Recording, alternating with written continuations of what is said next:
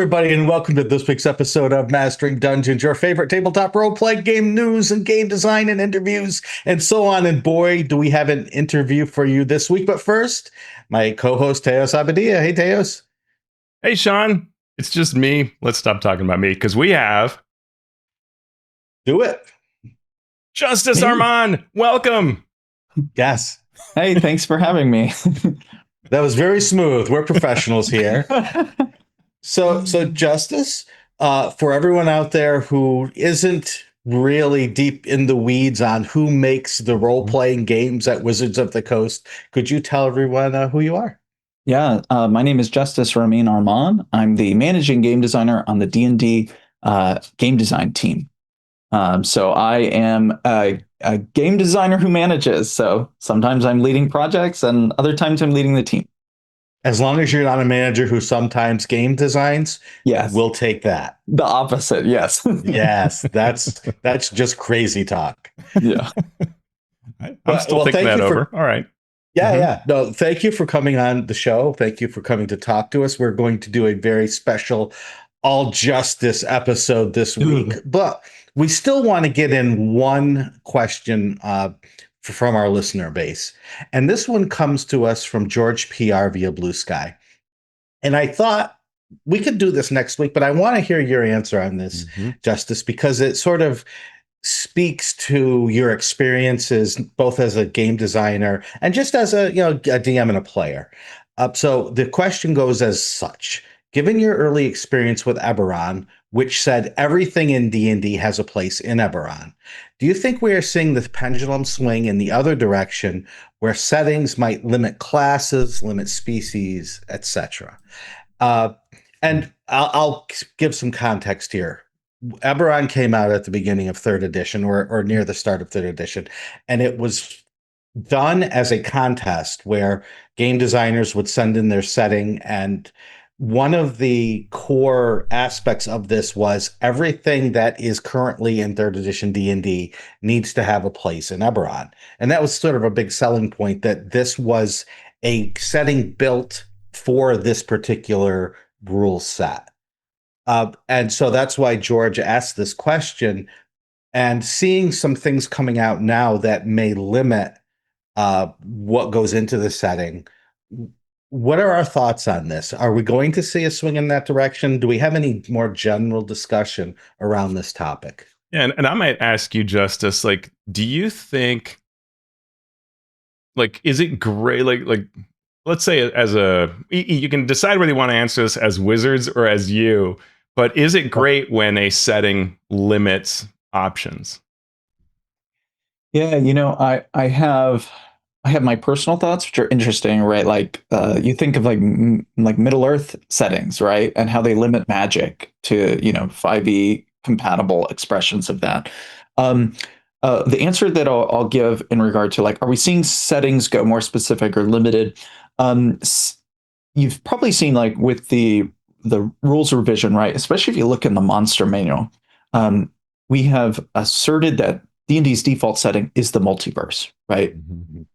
So in our core books, we have to approach everything from these things are always true, right? So you see the removal of, certain species-based stat blocks like the Drow, which in the Forgotten Realms, right, often align with Lolth or can be evil aligned. But we don't want to say that all elves of a specific type are evil everywhere in the multiverse, because it's not true. Now, that said, one of the things that we revealed at Gen Con during the Forgotten Realms panel was that there are going to be Drow stat blocks in the Forgotten Realms campaign setting products later this year.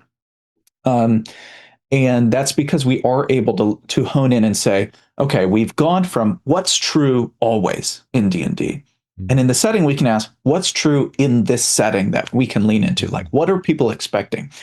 So limited versus more specific, I'd say we can get more specific, and we can kind of dial into what fans of those settings expect, what precedent there might be from novels or past blog posts or articles or anything specific to those settings.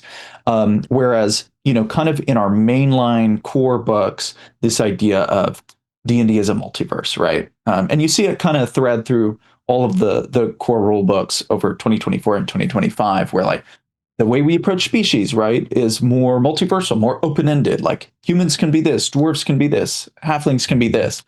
But if we're talking about Eberron, right, there are some very specific halflings, right, and then you have like Warforged, and you have other more specific things, and the settings allow us to kind of hone in on that.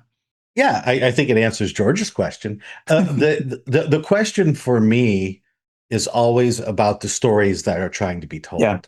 And there's nothing more frustrating for a game master who say, buys everything on D&D Beyond, and they link up their players to this, and they're like, okay, we're going to play this game in this low magic, sort of basic game that in a world I've created, and then the players go on and they're creating Warforged, and then they're creating these things from these the Chronomancer, these things from a very specific setting, and so there's that trade-off. By allowing all of this, you sort of limit the types of campaigns or the stories that you want to tell to have to include all that if you can't simply flip a switch and turn off those options. Yeah, my first project that I co-led at Wizards was Planescape with Wes Schneider. And, we kind of got into a similar discussion at one point when talking about the Spire and the anti-magic rings around it. That when you're reading about it, really cool, right? Like, oh man, the idea that like you lose your power, even gods are weakened and fall at the feet of the Spire. But if you're playing a wizard, really sucks if all your spells don't work whenever you're near this thing. Like, so there's always that balance of like, what's real play, what's going to be actionable. And I think, I believe what we went with was like these anti-magic pockets, so that DMs who really wanted to lean into the anti-magic of the Spire they read originally still can do so, but players are not universally punished for choosing a certain type of character. It's funny, Warforged are such a great example in this conversation, because I hear whatever setting comes out, no matter what it is, it can be Greyhawk, it can be anything. People want to play a Warforged. Like, you end up with Warforged in every setting, and a lot of people won't blink an eye when you're like, hey, they're from Eberron, they're from nowhere else. Like, and it's literally, if you want to take an analog, well, it's a robot. So like, what are you doing putting a robot in your game? And yet people who don't like sci-fi in their games will totally have Warforged in there. And I think that's an example of where it works to just open something up, because it's just so fun for fans. But I also go back to when we ran Dark Sun Ashes of Athos, and we had to make that hard decision, because at the time, organized play allowed everything. Everything, no matter what, was always allowed in Living Forgotten Realms. And we decided to do it differently. And we were really wondering whether it would just be pitchforks, coming at us. But we said, you can only be the species that are the exact ones that were always in Dark Sun. And you can't play divine classes. And and the result was actually great, because you really had these tables at conventions that were doing exactly what the setting kind of trope core element is.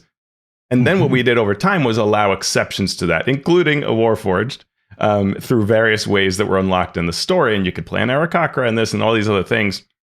But over time, and so you got that real strong Dark Sun experience when you played, right? Which was nice. Yeah, and I think that's totally fair, because like the core conceit of Dark Sun is that it's cut off from these other places, right? So to allow anyone, there are people who will theorize about it, like, well, if it's open to everything, can't you just bring in all of the resources? Couldn't you do this? And it's like, yes, this is the core narrative of this setting, and the adventures told around it should be faithful to that. Yeah, and that's why you see third-party settings either find a way to fit everything in, or specifically say, yes, you can play this, but this is the way you need to frame it in order to fit in the stories that we're telling in our particular setting.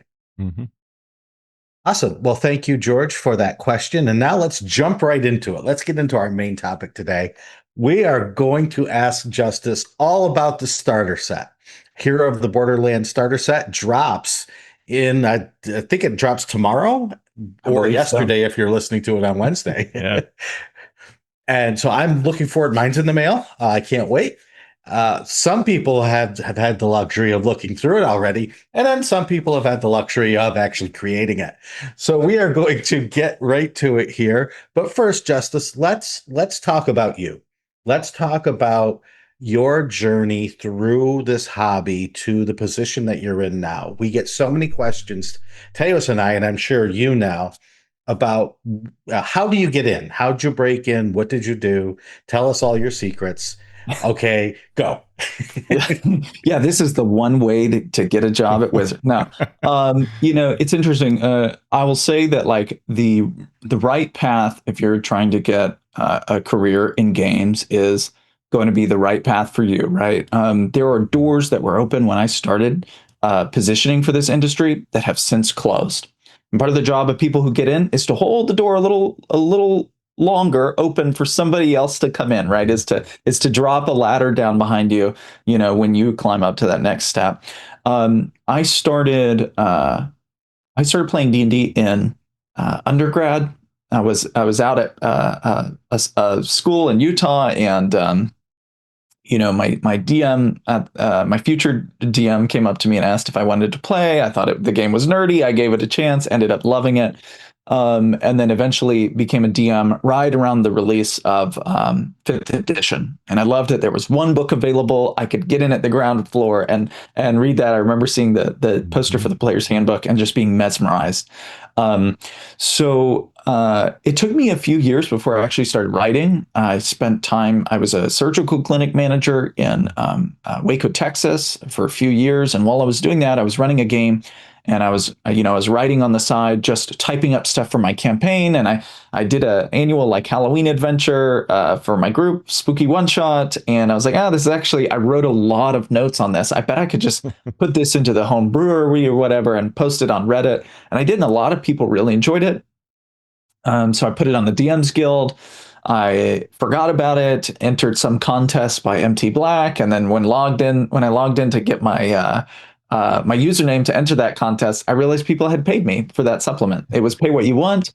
And I actually thought like there was a mistake. I was like, oh no, I've been hacked. Like I owe $45, but it was that 90 people had paid me $1 for this. Wow. Totally optional. I was like, man, I can get paid for creative work. Like what sorcery is this? And, that kind of lit a fire for me. I decided to, do a supplement, Devil's Advocate, a guide to infernal contracts. The cover artist for that, Gwen Bassett, actually works at Wizards of the Coast now on the Magic side. I just had lunch with her last week, which is pretty cool. When we see each other, we're like, what's up? Really just for a while, like was working 2 jobs, 3 jobs, right? Like I'd go into the clinic, I'd do my job there, I'd come home, I would write stuff for DM's Guild. And then eventually I started working for Beetle and Grimm's part-time. I had met them at Gen Con, really just loved what they did. Really great group of people. And they took a chance on me. I went full-time for a year. And while I was doing that, I was freelancing for Wizards and MCDM and Critical Role and things like that. And eventually I got the job here as a senior designer. And it's been history ever since. I've been at Wizards about 4 years now. Feels like it's been 3 days, but yeah. Yeah. That's amazing. It's been 4 years already. That's fantastic. Yeah. Congratulations. But yeah, when I think about like advice for new creators, it really is that like there's no one path. I would say that like the way I entered before, we still had people like doing reviews of DM's Guild supplements, and there were fewer supplements at the time. But there were other venues now that are less open. Like TikTok exists and didn't when I started. Right there, the influencer crowd for D&D is a lot bigger. I see like YouTubers making supplements that are very popular. That like people have gotten really creative with Kickstarters. The right path is the one that gets you there, right? And sometimes it looks like this, right? Yeah, absolutely. Teos, you want to take the first question? Sure. So I've had a chance, unlike Shawn, to look at this set, and so I've been going through all the different booklets and components. And it's amazing. It's a really, really good set. So first thing I want to say is just congratulations. And I'm not sucking up. Like, this is completely honest. It's a really good set. Thanks. Yeah, it's we are very proud of it.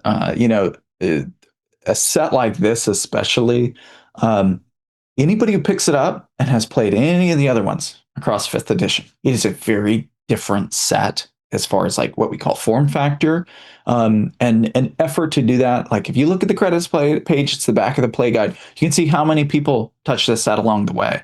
And Kate Irwin, art director, Trish Yoakum, Jeremy and Chris, right? Like Patrick, Ron, Mackenzie, like all of these people like are involved because, especially in something with interconnected components, right? Where it's a domino effect when designing for this. If you change one of the character options, it splinters to everything. Yeah. And so it becomes a very complicated, you have to galaxy brain it. Like anytime you tweak something, you're like, all right, what else just moved? What do we need to check? Let's pull back a second. I want to know, like, how does Wizards say, okay, we need a new starter set? Like, how long ago did this conversation start, and kind of why did it start? Where does this come from? The decision to do a starter set, just okay, you have 3, right? Like, or 3 have existed, let's say, for 5th edition. Yeah, I think the Lost Minds in this set, the answer to that question is much easier. It's like, hey, look, new core rulebooks. We probably need a starter set, right? And that's what drives this, right? Like that's the first and foremost. We need a starter set for the 2024 Player's Handbook. We want something that onboards new players to what D&D is, but also to those roles. And the other thing that I said, like part of my stump speech is that, just like the core rulebooks benefited from 10 years of feedback, so did this starter set, right? Like we got a lot of people saying like, man, I wish that there were tokens in this thing. I wish there were more maps. I really liked that in the Essentials kit, but it'd be neat to get a battle map, or like, I love those cards. I wish they were not perforated, right? Like all of those things kind of inform this set. And I'll talk about it probably later on, but we also did like real testing with groups who had never played D&D before, and just watching them live on like video calls while they're at this analytics studio, and like playing with prototype components and seeing how they play and where they look first and what questions they have, and each time kind of sanding something and smoothing it over a little bit to make it smoother for them. So these days, there's somebody like a product architect who would say, all right, everybody, we need a starter set. I'm starting up a project. Correct me where I'm wrong. This is just me guessing from other lines of work. And okay, let's get a team to start exploring it. And like, how long ago would that have started? And kind of what does that initial process look like? Oh, man. I want to say, historically, a D&D product probably has at least around a 2-year runtime. It's probably longer these days, but for this one, I would want to say the decision that we knew that we wanted a new starter set when we knew that we were beginning the 2044 rules. Yeah. So it was kind of always the plan. The problem is doing those two efforts concurrently are very difficult, right? Especially when you're dealing with like print timelines. A book is faster, right? Easier to print. Doesn't have even manufacturers different between the core books and I believe where this was printed, but don't quote me on that. So it is easier to have the starter set come afterwards. I would have loved for them to release at the same time. I think everybody would like that. But at the same time, like we have it now.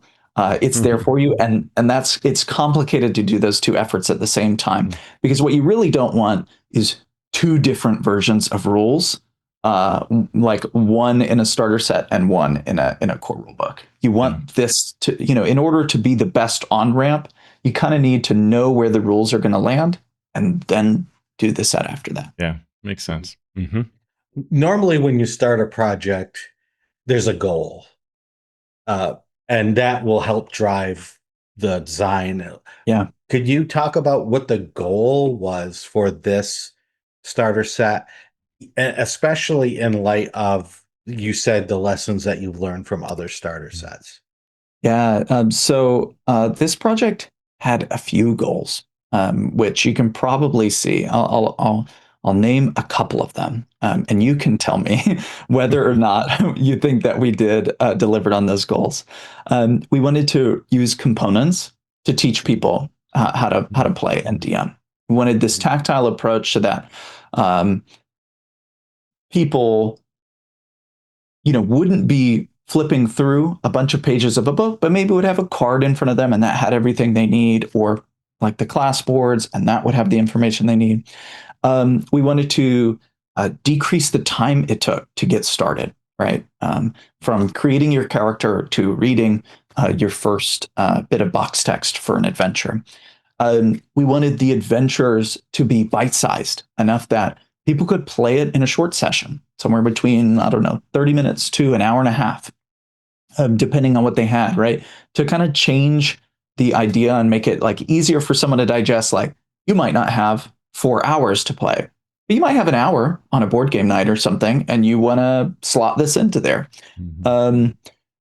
We also wanted to make it possible for players and DMs to switch places, and that informed a lot of the adventure structure. And then we wanted to present the adventure, keep on the Borderlands, right, and lean into the pillars of play that people see in our core rule books: exploration, combat, and social interaction. So there's a lot of goals there, right? And you can see how kind of those focus. Those foci, I don't know, change the approach we did. But first and foremost, we wanted to create a stellar onboarding experience for players of all experience levels with D&D, from people who know how to play D&D and want to teach somebody else, to people who have never rolled a D20 before, to onboard into this, and then when they're done, go, hey, I might be more interested in this. Maybe I should pick up a player's handbook and see what else is in this game. It feels like a project like this would have so many chicken egg issues where you would start saying like, oh, we want class boards or, NPC cards. And then someone's writing the adventure and, oh, wait, now I have to count for those. Or for example, in the play guide, the rules are the basic rules, but they have to say things like class board and so on. So every little feature you added that might change the rules, you then had to account for. Like, that's like, did you have to early on lock it all in, or were you just constantly making updates? You have to lock in components sooner than anything. Like, you need to tell your operations department how many cards are in the set. And then you have to make sure you don't change that number, or you will make your operations department very sad. But yes, there is a lot of, like, anytime something would change, we would want to check it across the product. There is a lot of chicken and egg scenario, but one of the things we wanted was, as opposed to past starter sets where like the rule book kind of is where all the rules live.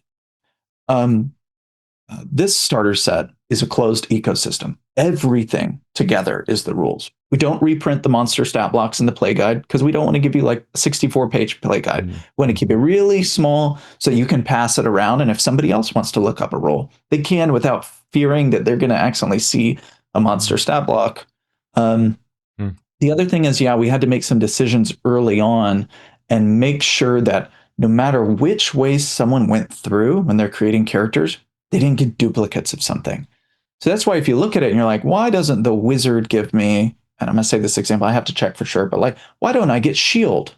Because I'm a wizard. It's like, well, because the sage gets the magic initiate feat, and we wanted anybody who gets the magic initiate feat to get something juicy, even if they're not the wizard. So we give them shield, right?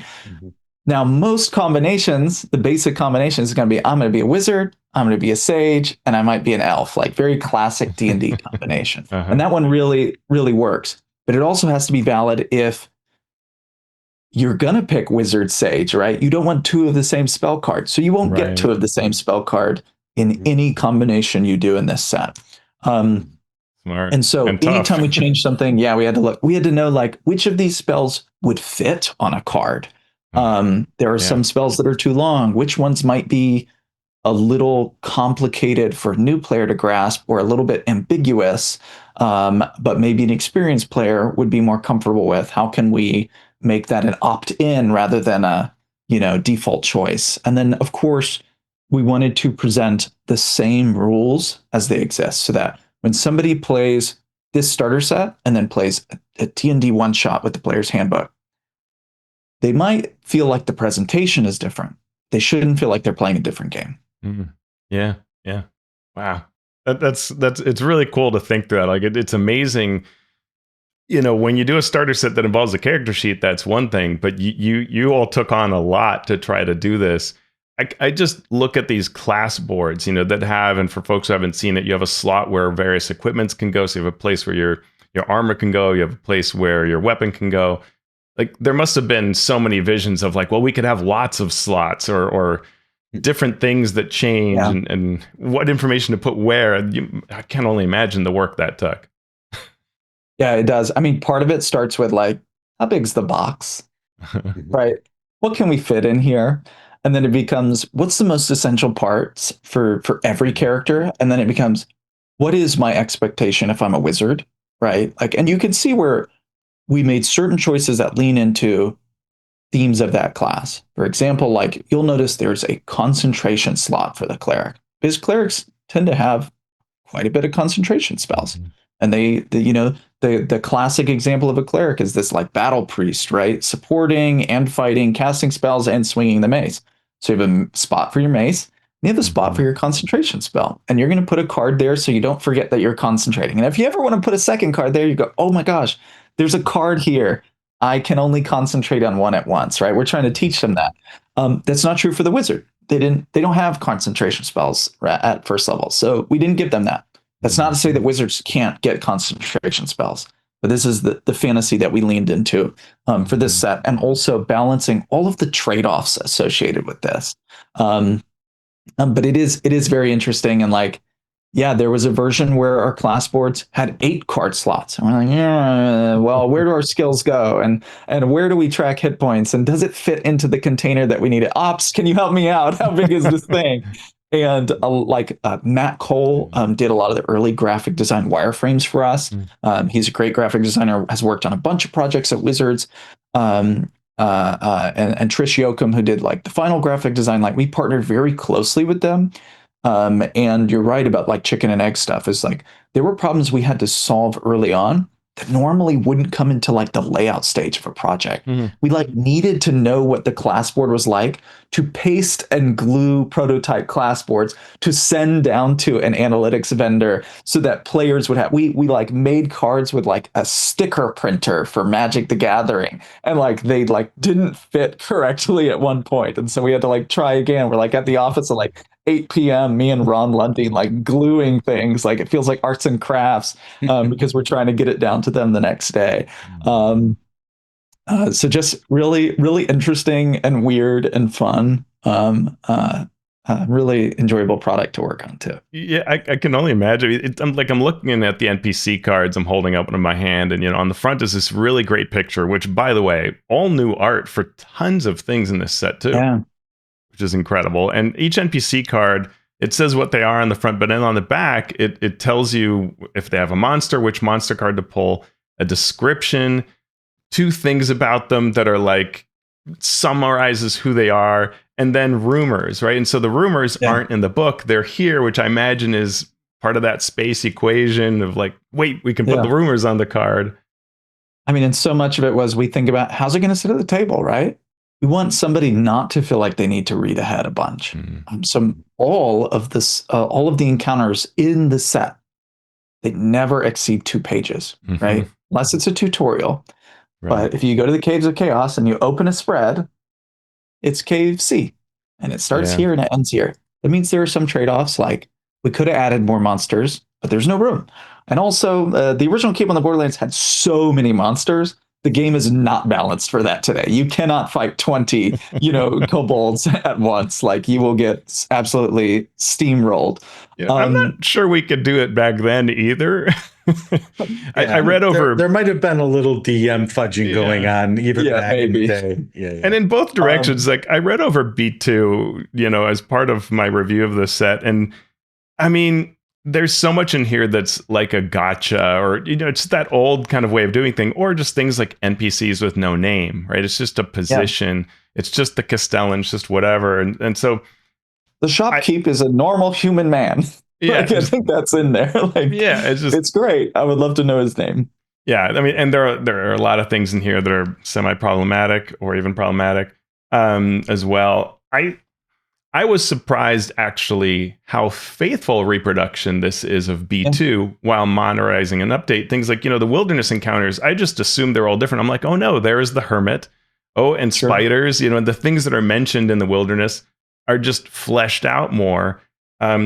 Almost all of the cave inhabitants are the same. Those that aren't are things like, well, orcs now aren't seen solely as foes. And so again, that multiversal view. What leads to maybe even going back, wanting to use a classic as the basis of your starter set? And then if you choose to go with a classic, what makes you want to stay true to it? Is it fan reaction? Is it because you enjoy it? Like, what's the... Yeah, it's a little bit of everything. I'll tell you that Keep on the Borderlands was like predestined for this a long time ago, even going far back to Quests from the Infinite Staircase and when we picked those adventures. Huh. I remember giving pitches to Chris Perkins about which adventures I thought should go into that set and why, and which ones I wanted to leave a little gas in the tank for the future. And Keep on the Borderlands was one of those. And I remember telling Chris, like, hey, Keep on the Borderlands is awesome. Like, I like Matt Colville, right? One of my friends, like, he loves Keep on the Borderlands. It's one of the most popular adventures. Like, so is the Village of Hamlet, Against the Cult of the Reptile God. We could put all of those in a book, or we could put a few of them and leave a couple for people who lead another project down the road, or some sort of exploration. Sorry, not expiration. So this was one of the adventures that I contemplated way back then. Yeah. And I thought, hey, this would probably be good for the future. Let's leave it. And then lo and behold, like when Chris and Jeremy and others on the team were talking about what could go into this set, like that's the one they honed in on. And I'm very grateful that we didn't put it in Quest from the Infinite Staircase, so we could put it in this set, because it really got to shine in a way that it couldn't have in a book format, right? You wouldn't have gotten maps of each of the caves. You wouldn't have gotten cards for the NPCs. Ooh, sorry, that's my dog. But the other thing is, like, that adventure was an introductory module, right? In a set not unlike this one. So it kind of feels perfect to say, hey, this was what introduced a generation of D&D gamers, of gamers to D&D in 1981, I believe. Why don't we use it again and introduce a whole new generation of gamers to 5th edition? And we've seen updates of this adventure throughout editions as well. Other stewards of the game have had the same approach and that same idea. And there's something nice about like reinforcing that canon and really leaning into like one of D&D's strengths as a game with 50 years of history. So I'll ask a question now that came from our Discord.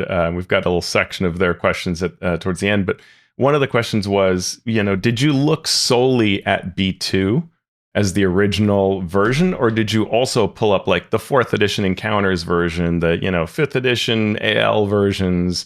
Did you look at all these versions, or just go back just to the source? Yeah, we definitely looked at other versions, but the guiding source was the original module.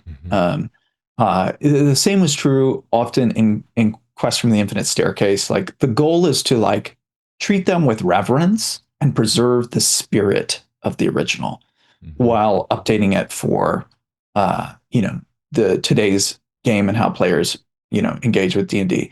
The other thing is, like, we did change the name for the adventure to Heroes of the Borderlands. So if anybody's like, oh, this isn't exactly it, it's like, well, we didn't give it the same name. So, but it is that adventure. I read through the original, and it's interesting. You can see, like, you're surprised what we kept. Like, and part of that is like to lean into the fun. Like that sign, like, come in, we'd love to have you for dinner. Still there. The goblins still say Briark, right? Yeah. There is still the hermit in the woods. The hermit's a little different. There's still a cult, right? There's still a lot of these creatures, and then there's also other things in there, like a dragon, right? And I'm a firm believer that every introductory D&D set for Dungeons and Dragons should have two things: a dungeon and a dragon. And I can tell you there are two dragons in this Yeah. adventure, so you get a little bit of both. Well, and I'll do a tiny bit of spoilers for the next, minute of me talking, so people can skip ahead if they want to. But I'm really impressed by how you modernized the encounters, right? So, for example, the goblins are having a birthday party. The ogre has a backstory. You can hire them. They have an interesting relationship with a new friend that maybe is one of those that you mentioned. The kobolds stole a dragon egg and are trying to raise it, and they are not having success as parents. Like, it's really good stuff.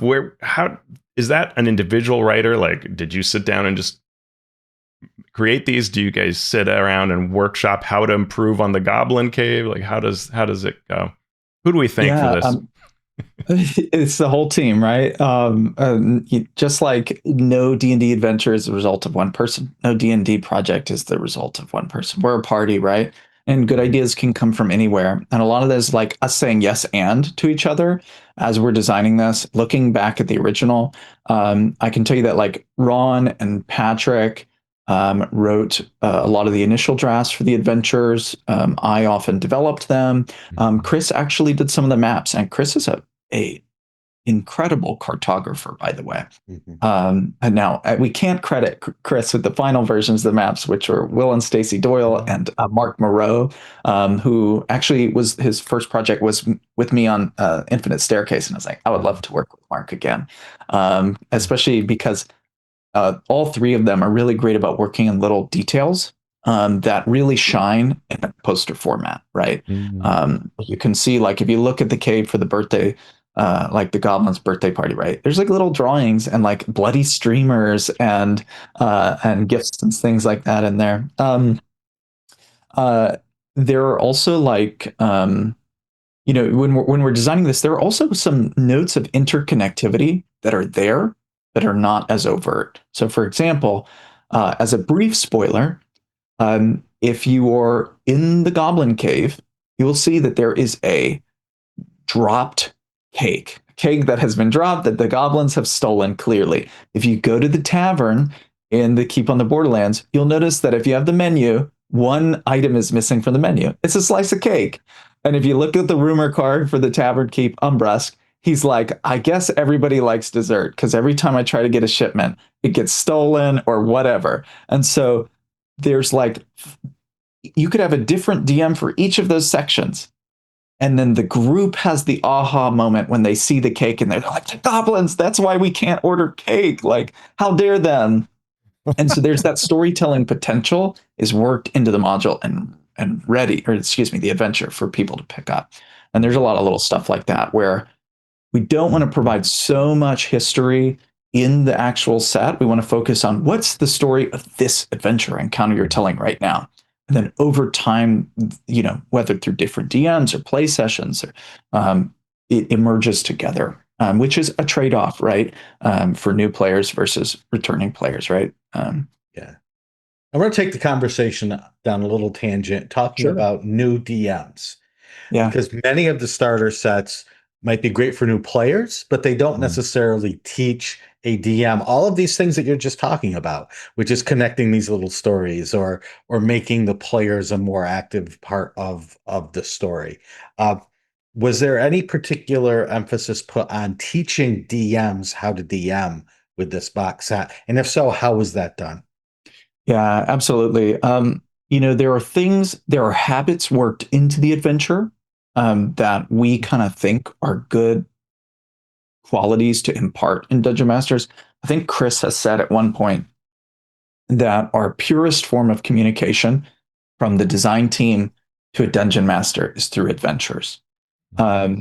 Is that when we're teaching you, maybe for this encounter, put down a token for a treasure chest and then reveal it's a mimic later, of like, here's how to surprise your characters, right? Like your players, is start like this.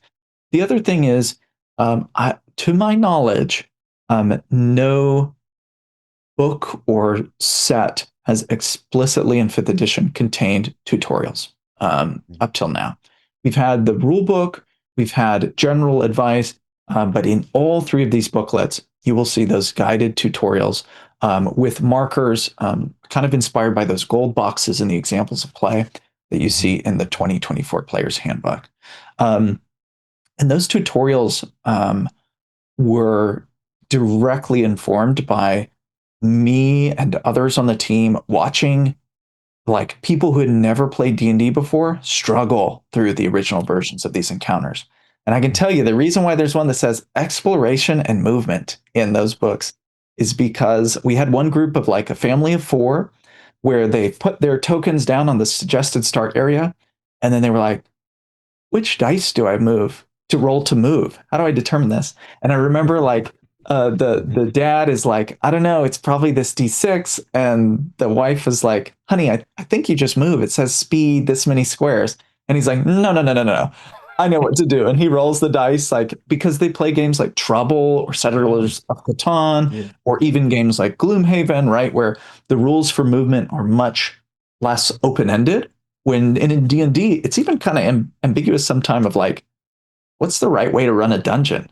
When should I use squares versus when should I just let them move? And so we kind of tell them like, move freely until you get to a new area, then pause. And we're kind of trying to teach them, hey, here's the rhythm of play. Do these things in every one of these areas. And what I can tell you is all of those boxes there are directly informed from someone who had never played D&D before, got through that encounter with their friends by reading that box and following the directions in. Wow. And there's also a reason that in all of the tutorials, you don't begin with combat because you want to teach an ability check. You want to teach maybe how social interaction. You want to teach how to move and then expose them to combat, which is going to introduce almost a mini system of rules aside from just how do you explore in D&D? How can I be creative in an open-ended game if I've only ever played games like King of Tokyo, right, that have regimented turns and rules, and that that interaction there is kind of why it's structured that way. Love it. A question I don't want to forget, which takes us back a bit to the class boards, but that is something that has been asked a lot. We get these 4 character boards that cover levels 1 to 3 for the cleric, fighter, rogue, and wizard. Is there any possibility that we might see either more classes or higher levels in this format? Someone in Discord asks, does the Stranger Things box set use class boards? Are other products going to have these class boards? Yeah, the Stranger Things one doesn't. It leads into to pre-gens, and that's kind of that's based on the theme of that set. One, that set's not a starter set, but also those pre-gens are inspired by the original Goldenrod sheets, right? They're very 80s coded because it's set, it's like Eddie Munson's box of adventures. So that's why, and that's a really cool set. And we're able to do different things there. It'll be more familiar to returning players. As for the possibility of other expressions down the road, the best way to do that is to express an interest in it, right? Tag us in it, right? When you're looking at the set and say what you like about it, say what you don't like, because the one thing I'll say, like, I'm not a very competitive person. The only person I've ever competed with is me yesterday. And the same is true of our projects, right? Like, we can always do something better than the last time we did it. And the way that we're going to get better at it is by fans telling us what they want to see, because the best that D&D is ever is when it is walking, hand in hand with the fans and the people who are playing the game. So say what you like about it. Like, at the end of the day, like, if fans express an overwhelming interest in something, it's not off the table, right?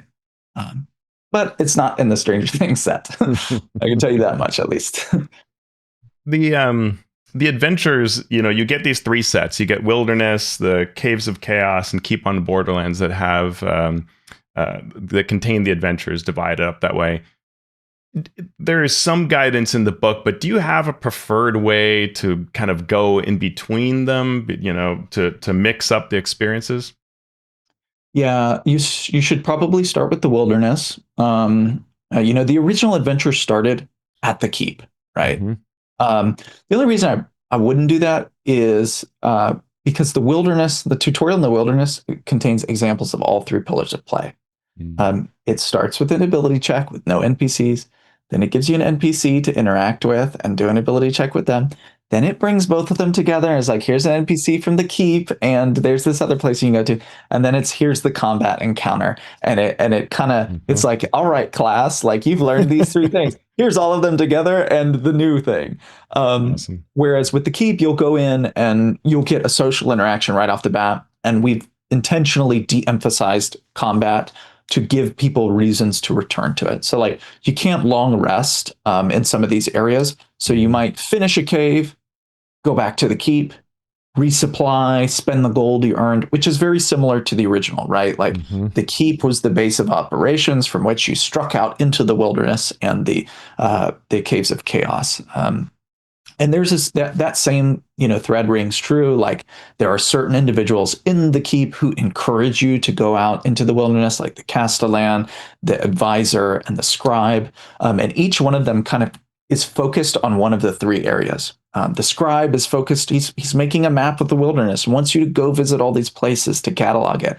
So you'd go out and explore the wilderness. The castellan is like worried about what's happening at the caves of chaos. So he's the one that's going to encourage you to go into the most dangerous areas.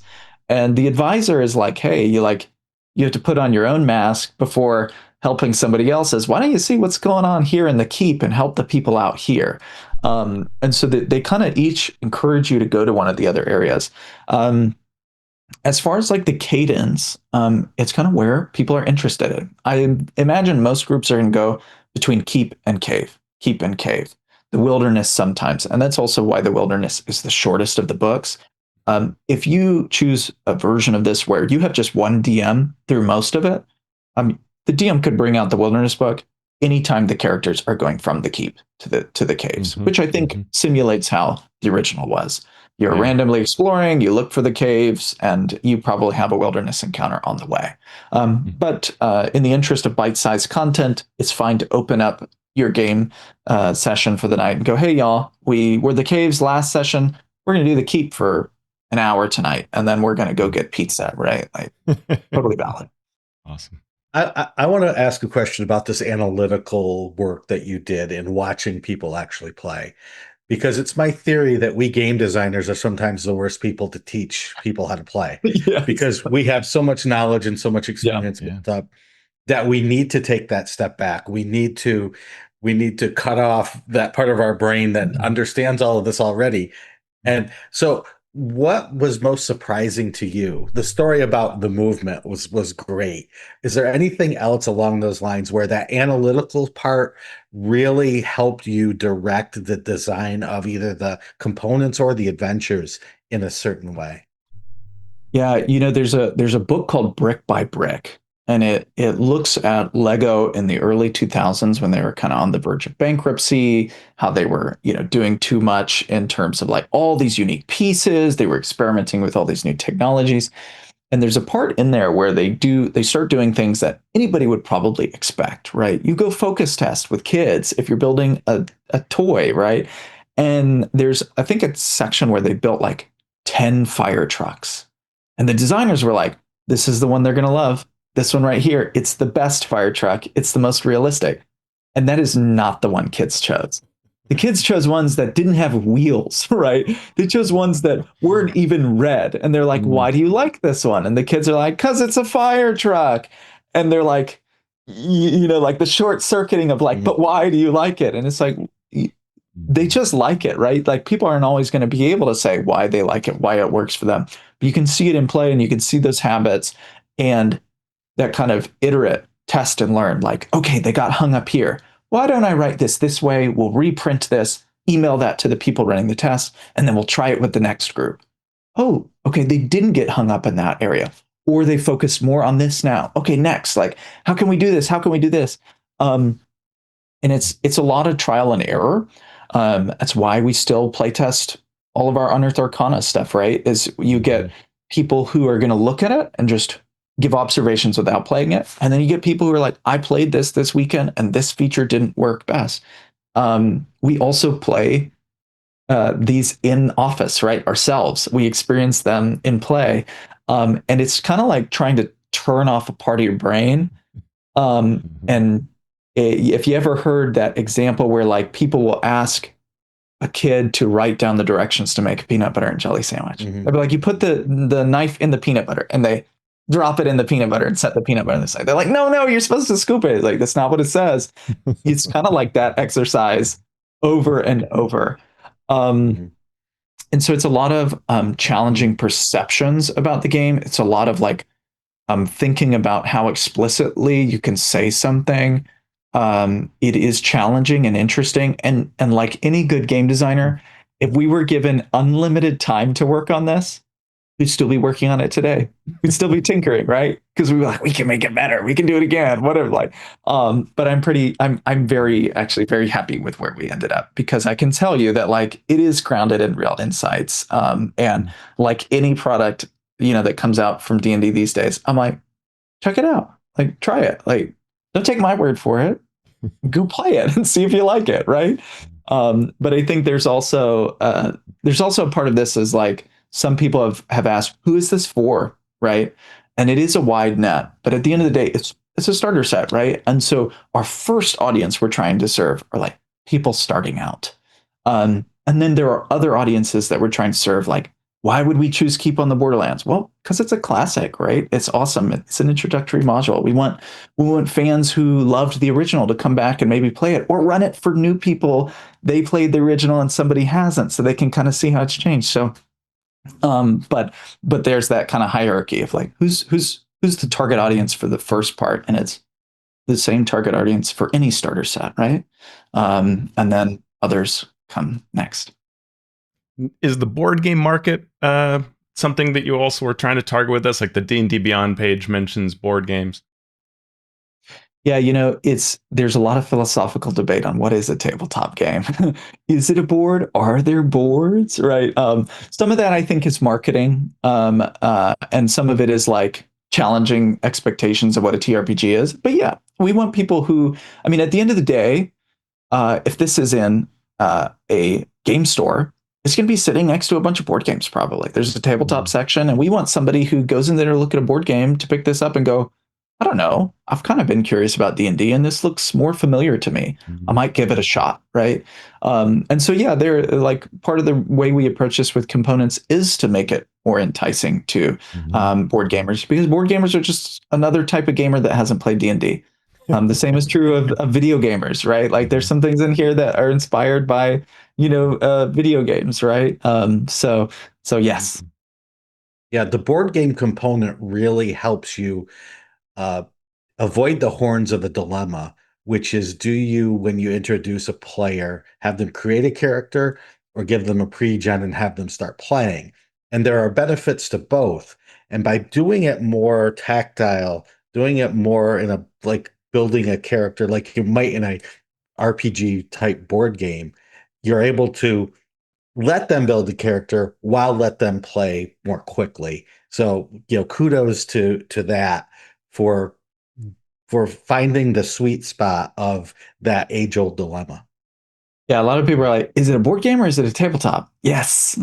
Yes, it's a starter set, right? It's a set, like a starter set for a tabletop role-playing game. And so it's like the weird missing link at times. Did you look at things like the the adventure system or the Adventure Begins board game that came out too long ago? Because I always find that those are board games. They're like D&D, but I don't know that they're as good as actually having someone play D&D. Did you guys think through that? Yeah, and I think that goes back to that earlier point of like, we want somebody who plays this and then who plays with the player's handbook and a character sheet to go, oh, like this is the same thing, but I have more options. I have 4 subclasses instead of 2. Oh my gosh, I get to pick my skills? What the heck? That's so cool. Like, oh wow, I didn't know there were other things rogues could do. Wow, I'm going to lean into this. 20 levels? Whoa, I'm going to play all of those, right? Like, awesome. Whereas like, yeah, a lot of those games are kind of like, oh, you play this and then you play D&D and you're like, ooh, this is a little different, but I see the parallels here. We didn't want that interaction to be there. We want to be like, it's the same thing, but more. That's smart. We've heard people say things in both directions. They've said, I'm going to use these class boards with this other thing that I'm running, because it's such a good way to introduce new players. Yeah. And we've also heard people say, I'm going to run these adventures with regular character sheets from my regular group because they're good adventures, that's great, right?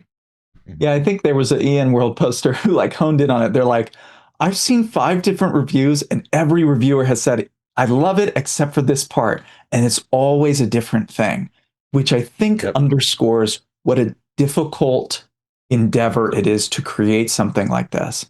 But hopefully we've cast a wide enough net that there's something for everyone to love, which I think we often do with our books. Like, we don't say you can't play D&D this way. We just say, hey, here is a really great way to play D&D. And we might say like, hey, here's something for you. If you like tracking XP or tracking rations, like here's a little survival place to go. Here's here's some extreme weather effects, right? Even if the average player doesn't engage with those rules as much, they're still there, and we still want them to be happy too, right? Yeah, it's great. You've hit most of the questions that our Discord members asked. One question was whether there is going to be any plan to support stores or conventions running the box set as demos, maybe with additional new content. I know there is. You can go to the WPN page and you can download essentially what we used at PAX and Gen Con to run the game, which walks you through using 2 of the scenarios, one in Wilderness and one in the Caves. Are there any other plans that you're aware of? I don't know. You'd have to ask Chris Tulloch. I think there's something around like demos in stores, but I don't know for certain. One question was, any cool Easter eggs you'd care to point out? So I'm pointing out the one about the cake, and I think that a lot of fans will be happy to see Briark come back. There's something that I think people won't see at first blush, which is you talked about the NPC cards. If you look at each of the NPC cards, there's 2 things on each of them. There is something that's usually there's something that's more about their character, and there's something that is easy for someone who is not familiar with role play to do at the table. So Andrella, for example, a perfect posture. If you're a first-time DM and you're wondering, how do I role play this character who's like, people look up to her, she's a role model. You're like, oh, I don't know, that's so abstract. And then you're like, perfect posture. She's like, oh yes, like, she's, easy. Cornflower, the barn hand, right? She uses like animal idioms. She says, well, I'm busy as me today, right? Or like, don't count your chickens before they hatch. Like, there's examples of them. So we are kind of leaning on like, here is something you can use right now, right? Don't chicken out, right? And they're just little touches like that throughout that, like, they're largely invisible. One of the ones I'll point out too, and in externalizing a lot of the math, we wanted to still preserve choice with the class boards, but also to streamline the character creation. I can tell you that even groups who never played D&D before went from seeing the components to having a character created and playing their first adventure in 20 minutes or less, which is wild if you've sat down and written in a character sheet for any RPG. Part of the thing that allowed us to do that was some choices are made for you and worked into it. It also, like, players don't ever write anything down in the set, so otherwise we would have to like include stickers to change. It would have been weird and gotten into like legacy, like tearing cards up or something, stranger way. But there's even some things hidden in there, like the fighter, for example. People are like, well, where's the fighting style? It's already chosen for you. It's archery. And part of the reason that it's archery is so you don't have to remember 2 different attack bonuses, one for range and one for melee. It's a +5 to either. So if you're starting out as a fighter and you're a new player and you're like, oh my gosh, like if you forget and you're like, oh, right, last time I attacked with my sword, it was +5. It's the same thing for my bow and arrow.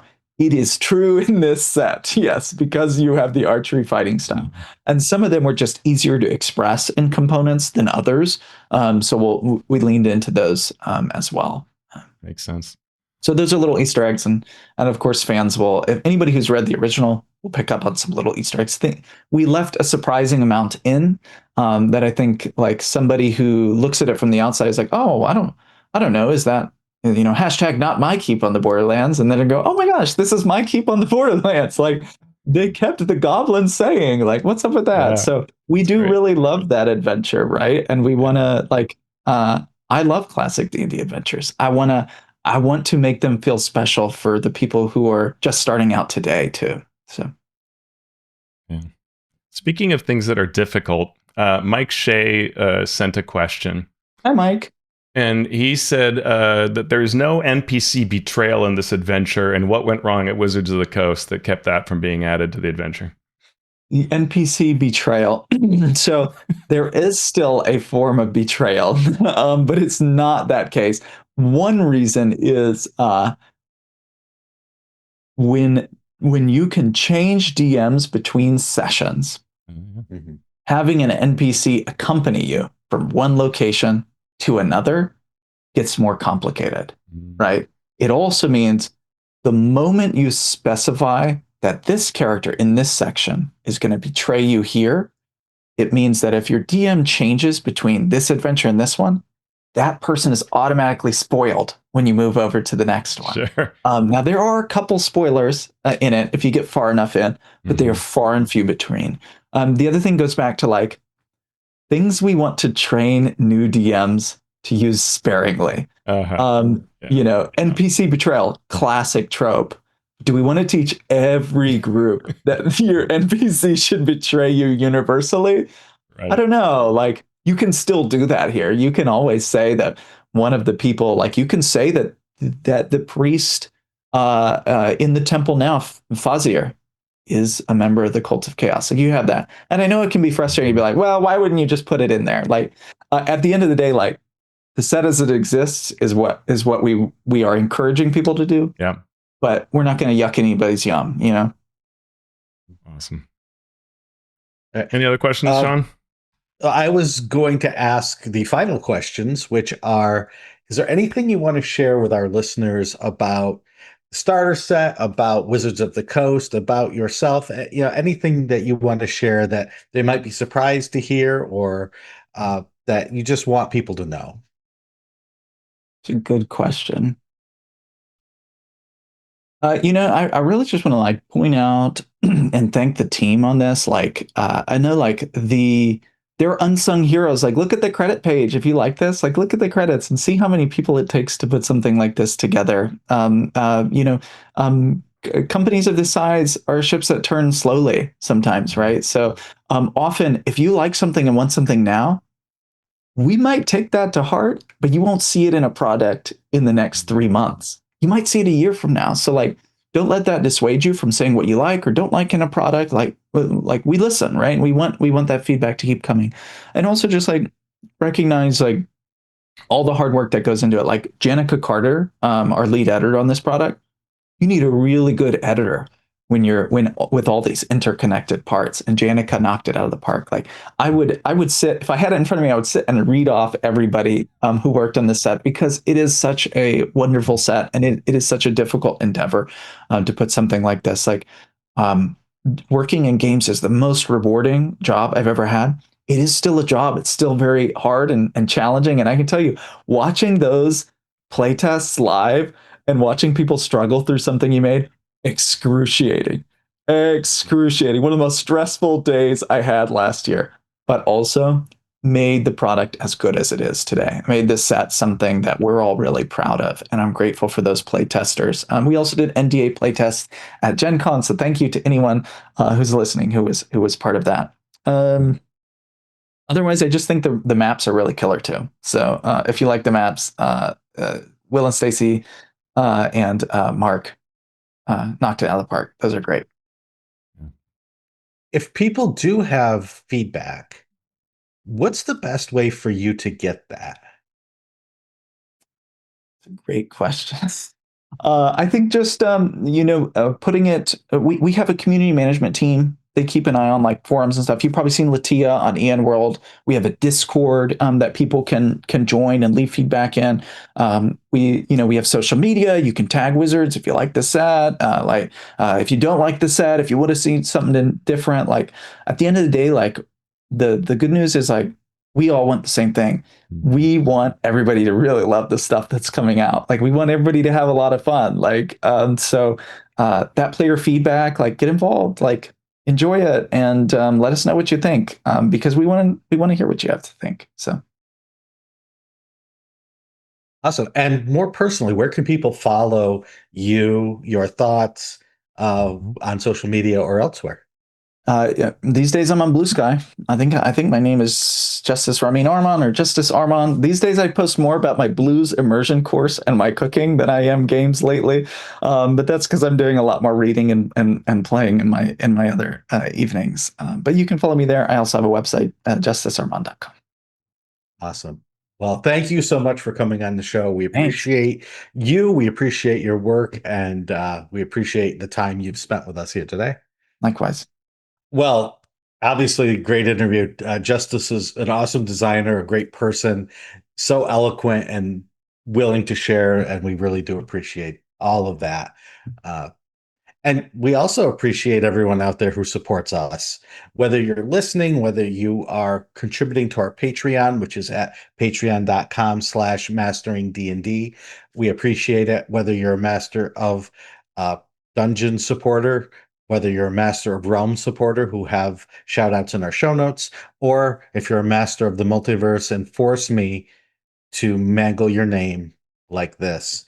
Agile Monk of Fantasy Companion Workshops, Keith Ammon of The Monsters Know What They're Doing, Lou Anders of Lazy Wolf Studios, Craig Bailey, Rudy Chainsaw Basso, Dave Bastiensen, Derek the Bearded GM, Steve Bissonette, Merrick Blackman, Calvin Bridges Avalos, Robo Ballin, Kevin Criswell, That Inertia DM, Evil John, Evan at Nimbleco, Will Doyle, Andy Edmonds at nerdronomicon.com, James Fisher, Valdweekly's G, Scott Fitzgerald Gray at Insane Angel Studios, Ben Heisler and Paige Lightman, Sean Hurst, Hyperlexic, the Jaunty Mantis TTRPG Podcast, Mark and Mary's Gaming Compound, The Mighty Jerd, JL at Tileforge, JR of the Twilight Perspective, JT Evans, Brian King, Jim Klingler, Gal Curmandy, Chad Lench, Paul Mata, the Mathemagician, Jaron from Mathis Arcanum,